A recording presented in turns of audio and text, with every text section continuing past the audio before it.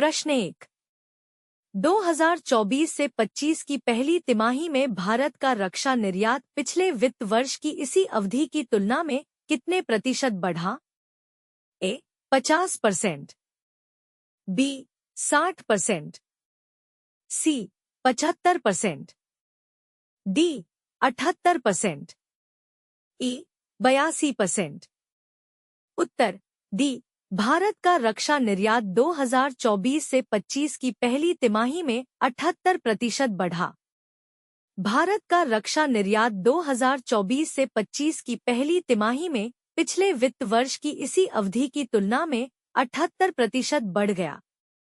रक्षा मंत्रालय के अनुसार 2024 से 25 की पहली तिमाही में रक्षा निर्यात बढ़कर 6,915 करोड़ रुपए हो गया, जबकि पिछले वर्ष की इसी तिमाही में यह 3,865 करोड़ रुपए था। प्रश्न 2। अगस्त 2024 में प्रधानमंत्री नरेंद्र मोदी की अध्यक्षता में आर्थिक मामलों की मंत्रिमंडलीय समिति ने लगभग 24,657 करोड़ रुपए की कुल अनुमानित लागत के साथ रेल मंत्रालय की परियोजनाओं को मंजूरी दी।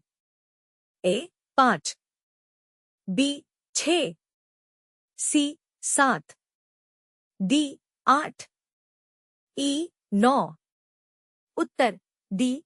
सरकार ने 8 नई रेलवे लाइन परियोजनाओं को मंजूरी दी। प्रधानमंत्री नरेंद्र मोदी की अध्यक्षता में आर्थिक मामलों की मंत्रिमंडल समिति ने रेल मंत्रालय की 8 परियोजनाओं को मंजूरी दी, जिनकी कुल अनुमानित लागत लगभग 24,657 करोड़ रुपए है। ये परियोजनाएं ओडिशा, महाराष्ट्र, आंध्र प्रदेश, झारखंड, बिहार, तेलंगाना और पश्चिम बंगाल सहित 7 राज्यों के 14 जिलों को कवर करेंगी। प्रश्न 3।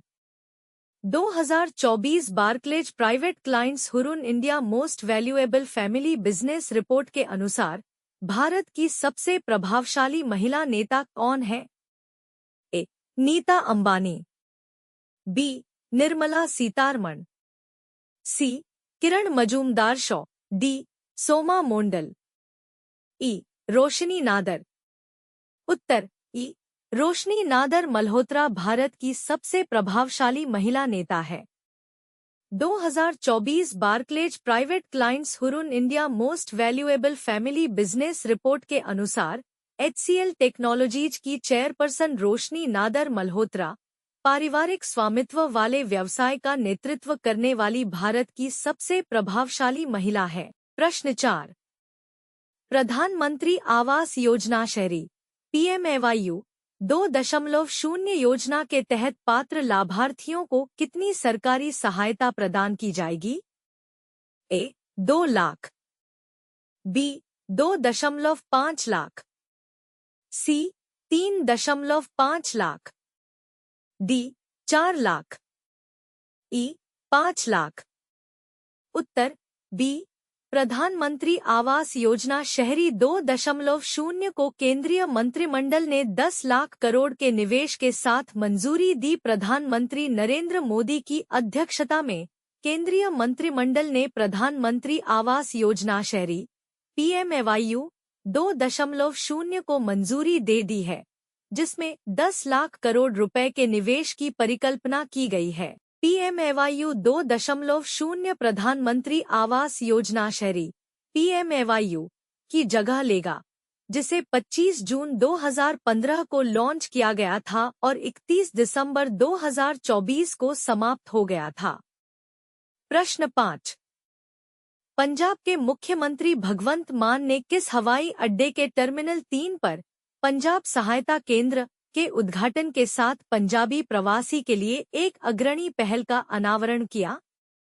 ए इंदिरा गांधी अंतर्राष्ट्रीय हवाई अड्डा, दिल्ली, बी केम्पेगौड़ा अंतर्राष्ट्रीय हवाई अड्डा, बेंगलुरु, सी कोचीन अंतर्राष्ट्रीय हवाई अड्डा, कोच्चि, डी सरदार वल्लभभाई पटेल अंतर्राष्ट्रीय हवाई अड्डा, अहमदाबाद, ई मंगलुरु अंतर्राष्ट्रीय हवाई अड्डा, मंगलुरु। उत्तर ए। मान ने IGI एयरपोर्ट पर NRI के लिए पंजाब सहायता केंद्र समर्पित किया। पंजाब के मुख्यमंत्री भगवंत मान ने नई दिल्ली स्थित इंदिरा गांधी अंतर्राष्ट्रीय हवाई अड्डे के टर्मिनल 3 पर पंजाब सहायता केंद्र का उद्घाटन करके पंजाबी प्रवासियों के लिए एक अग्रणी पहल की शुरुआत की। प्रश्न 6। केंद्रीय वित्त सचिव टीवी सोमनाथन को 2 साल के लिए कैबिनेट सचिव नियुक्त किया गया है। वह का स्थान लेंगे ए. मनोज गोविल, बी. संजय मल्होत्रा, सी. राजीव गौबा, डी. प्रमोद कुमार मिश्रा, ई. अजय कुमार भलास। उत्तर सी. वित्त सचिव टीवी सोमनाथन को 2 साल के लिए कैबिनेट सचिव नियुक्त किया गया। केंद्रीय वित्त सचिव टीवी सोमनाथन को 30 अगस्त से 2 वर्ष के लिए कैबिनेट सचिव नियुक्त किया गया है। वह राजीव गौबा का स्थान लेंगे। प्रश्न 7। अखिल भारतीय आयुर्वेद संस्थान AIIA नई दिल्ली ने शिक्षा, अनुसंधान और प्रौद्योगिकी पर सहयोग करने के लिए किस संस्थान के साथ समझौता ज्ञापन पर हस्ताक्षर किए हैं? ए. दिल्ली विश्वविद्यालय, B. Amity university, C. Lovely professional university, D. Manav Rachna अंतर्राष्ट्रीय विश्वविद्यालय, ई. जवाहरलाल विश्वविद्यालय। उत्तर बी. अखिल भारतीय आयुर्वेद संस्थान ने आयुर्वेद अनुसंधान और शिक्षा को बढ़ावा देने के लिए एमिटी विश्वविद्यालय के साथ समझौता ज्ञापन पर हस्ताक्षर किए।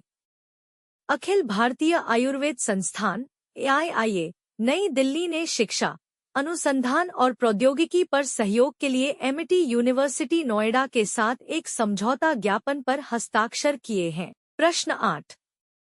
हाल ही में किस भारतीय नेता को तिमोर लेस्ते के सर्वोच्च नागरिक पुरस्कार grand collar of order of Timor Leste से सम्मानित किया गया है? A. Narendra Modi, B. Draupadi Murmu, C. S. Jaishankar, D. Nitin Gadkari, E. Jagdeep Dhankhar. उत्तर बी. राष्ट्रपति मुर्मू को तिमोर लेस्ते का सर्वोच्च नागरिक सम्मान मिला। राष्ट्रपति द्रौपदी मुर्मू को तिमोर लेस्ते के राष्ट्रपति जोस रामोस होर्ता द्वारा तिमोर लेस्ते के सर्वोच्च नागरिक पुरस्कार grand collar of order of Timor Leste से सम्मानित किया गया। प्रश्न 9।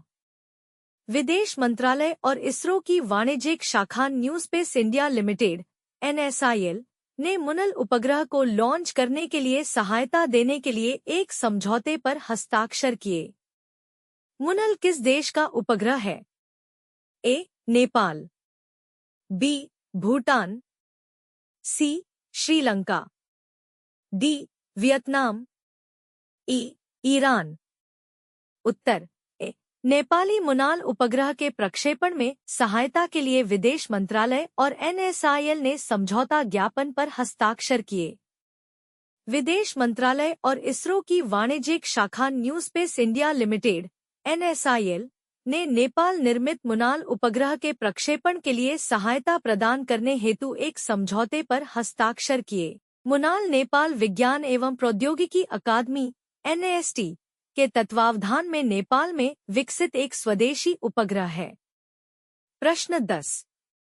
उदार शक्ति 2024 अभ्यास किन देशों की वायु सेनाओं के बीच द्विपक्षीय वायु सेना अभ्यास है?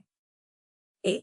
इंडिया और मैग्नोलिया, बी. भारत और मलेशिया, सी. भारत और जापान, डी. भारत और संयुक्त अरब अमीरात, ई. भारत और अमेरिका। उत्तर बी. भारतीय वायुसेना का Su-30 MKI अभ्यास उदार शक्ति 2024 में भाग लेने के बाद वापस लौटा।